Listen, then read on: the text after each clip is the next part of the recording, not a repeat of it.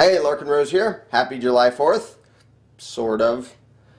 To me, Independence Day is always sort of this hollow, depressing joke because you have people across the country waving flags that represent a republic that's oppressing them while celebrating freedom, unaware of the fact that we are infinitely less free than we were before the colonists here declared independence from the British Crown, and things have been going downhill for a long time.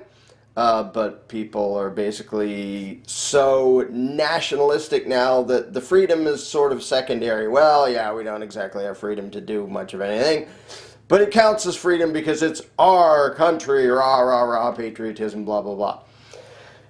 So it's always sort of a weird, depressing spectacle to watch people celebrating what they think is freedom, or what they're calling freedom, and is nothing of the sort. It's just blind loyalty to their ruling class and to the republic for which it stands.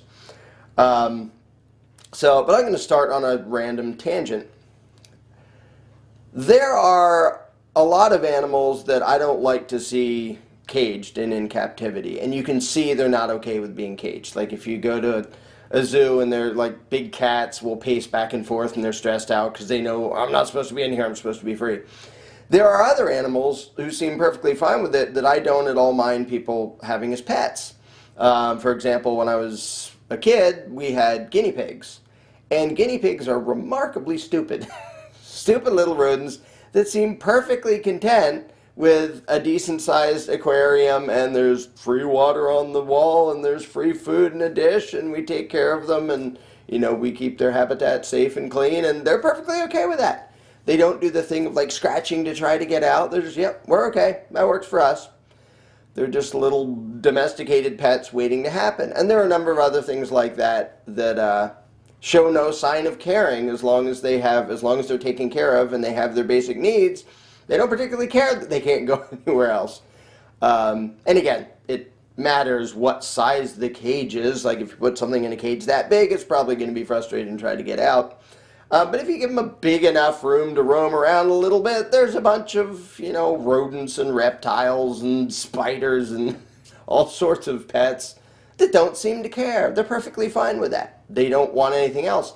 In fact, there are a lot of things that if they're raised that way and then you let them out, they don't know what to do. They sort of hide, like, oh, this is unfamiliar. Let me back in my cage.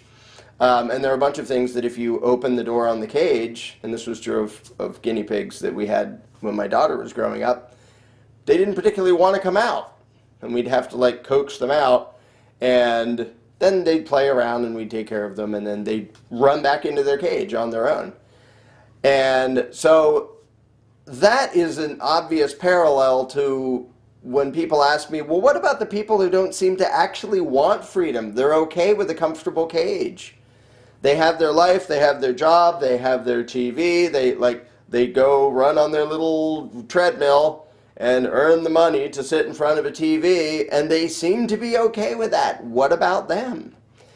And that is an important thing to note, that a lot of people don't actually want freedom. And a lot of people, today of all days on July 4th, demonstrate that they don't know what the hell freedom is, because they think they have it. And if your goal is to do what's expected and do the predictable routine of I go to work for 8 hours a day, I come home, I buy food, I watch TV, I play video games, I do whatever inside the little, you know, set collection of things that are expected of me, and that counts as freedom, you're just a stupid caged animal who doesn't know any better, who doesn't know that you should be allowed to do more than that.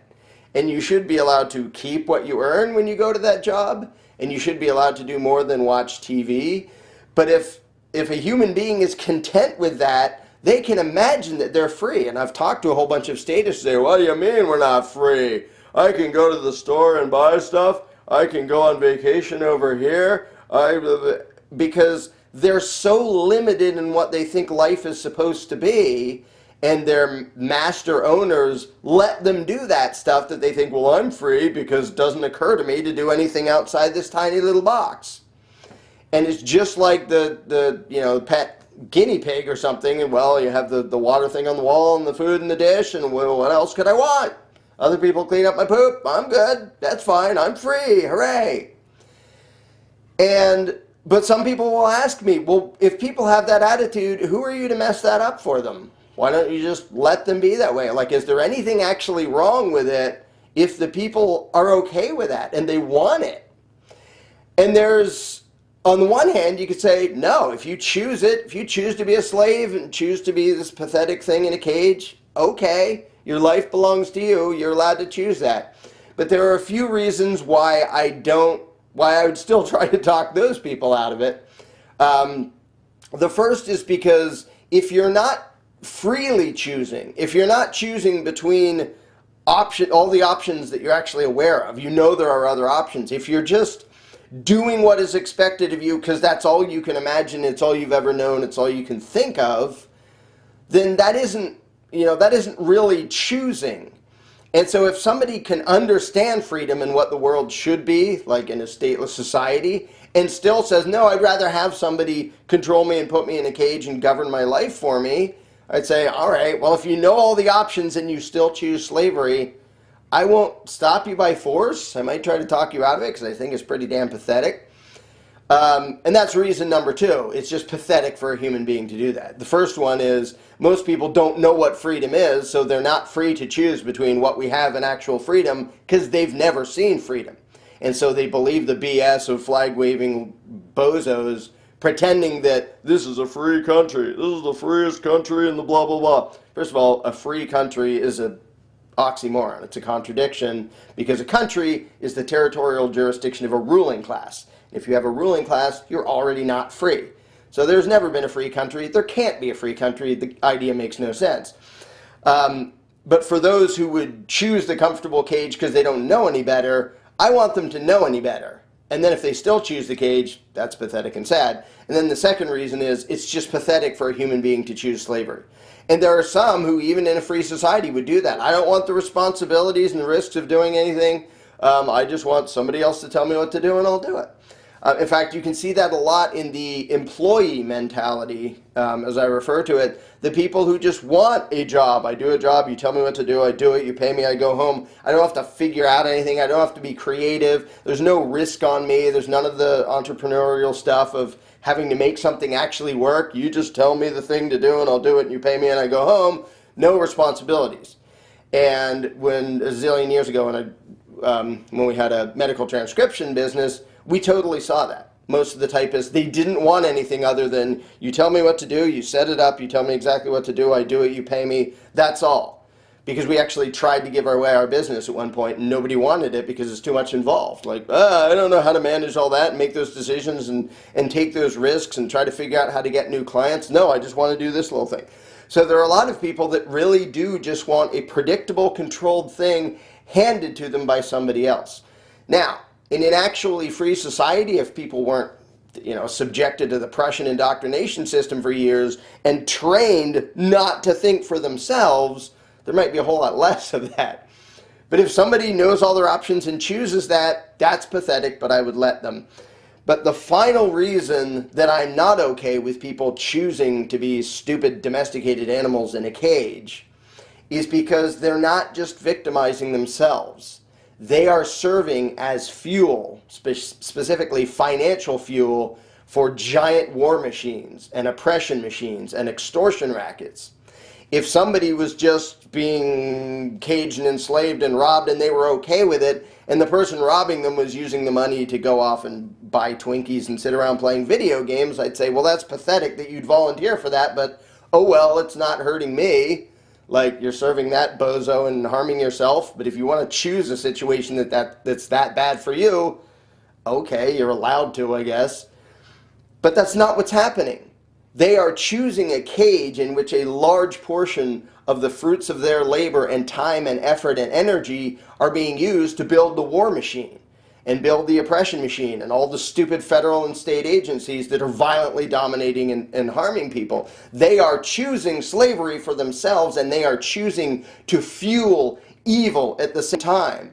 And however oblivious you are to freedom yourself, and however much you don't even care about your own freedom, you being a battery basically providing energy to an evil authoritarian empire, that's not okay.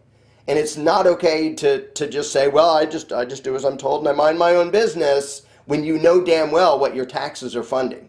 You know damn well you are paying for the bombs that are blowing up little children on the other side of the world.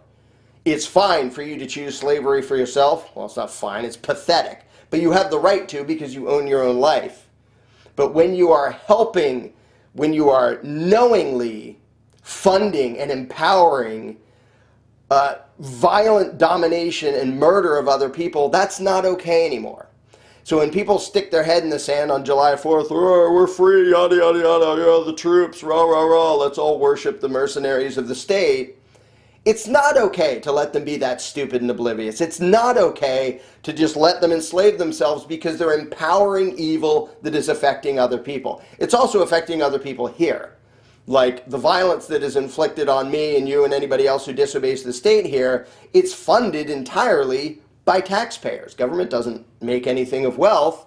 What they have is stolen from other people. It's stolen from all the happy slaves who are out there waving flags today, talking about how free they are when they're not. That is where the power of evil empires always, always, always comes from. It's the law-abiding taxpayers. And so the people out there aren't just choosing slavery for themselves. They're not just saying, we're okay being animals in a cage as long as you give us, or as long as we're a little bit entertained and we're fed and we're good. We'll just go along the treadmill and do as we're told. They are fueling mass evil around the world, and that's not okay. And that's one of the reasons I won't just let people be, oh, why don't you just let them believe this stuff and go along and be in their little cage and do their little predictable thing? Why would you make them uncomfortable and make them doubt things and think about things when they're content as a guinea pig in a little wire cage? Because them as a guinea pig in a little wire cage is what enables and empowers some of the biggest, most evil things going on in the world, courtesy of the U.S. government. And that's not okay. You can enslave yourself, but don't pay for other people to be murdered on the other side of the world. Don't pay for people here to be caged for having the wrong plant or being caged for not going along with their own extortion to fund the war machine and all that stuff. So, no, I don't believe people should be allowed to be,